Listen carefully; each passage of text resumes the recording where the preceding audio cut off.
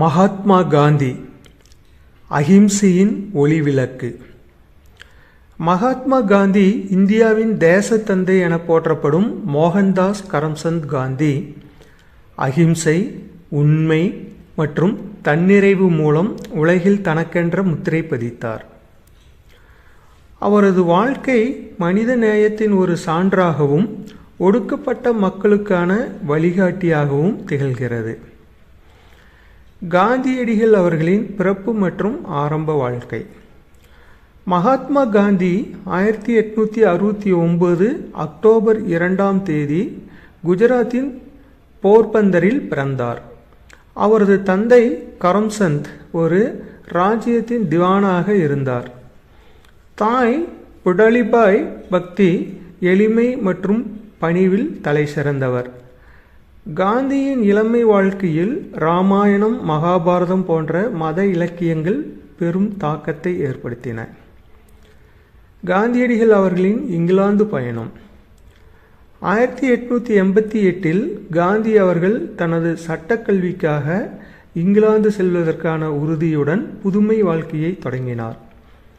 மேற்கத்திய உணவு வழக்கங்கள் மற்றும் வாழ்க்கை முறையை ஏற்றுக்கொள்வதில் சிரமப்பட்ட அவர் தனது சுயநலத்தை துறந்து நேர்மையான முறையில் வாழ முடிவெடுத்தார். தென்னாப்பிரிக்காவில் மாற்றம். 1893 காந்தியடிகள் தென்னாப்பிரிக்காவில் சட்ட ஆலோசகராக சென்றார்.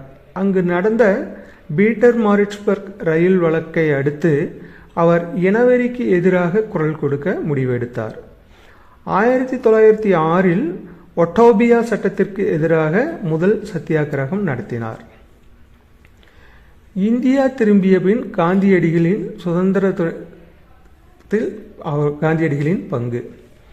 1915 இந்தியா திரும்பிய காந்தியடிகள் பொது சேவைக்கு நிம்மதியாக தனது வாழ்க்கையை அர்ப்பணித்தார்.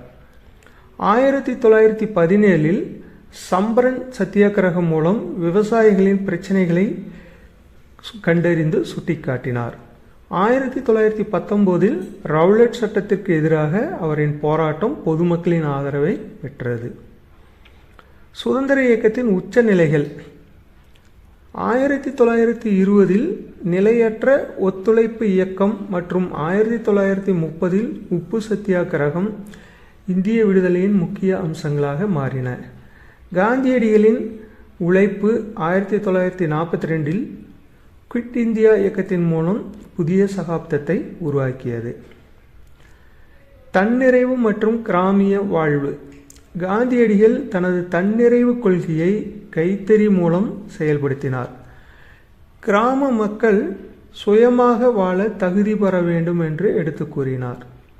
கிராம மக்கள் இவ்வாறு சுயமாக வாழ வேண்டுமென்றால் கைத்தொழில்களை கற்றுக்கொள்ள வேண்டும் என்பதனை உறுதியாக இருந்தார். காந்தியடிகள் அவர்களின் இறுதி நாட்கள். 1947 இந்தியா சுதந்திரம் அடைந்ததும் நாட்டின் பிரிவினை அவரை வெகுவாக வருத்தமடைய செய்தது. 1948 ஜனவரி 30 நேதுராம் கோட்சே அவரை கொன்றுவிட்டாலும் அவரது கொள்கைகள் பல்லாண்டு காலத்திற்கும் மேலெழும்பின. மகாத்மா காந்தி அவர்கள் தனது வாழ்க்கை முழுவதும் மனிதரின் உள்ளார்ந்த சக்தியை வெளிக்கொணர முயன்றார்.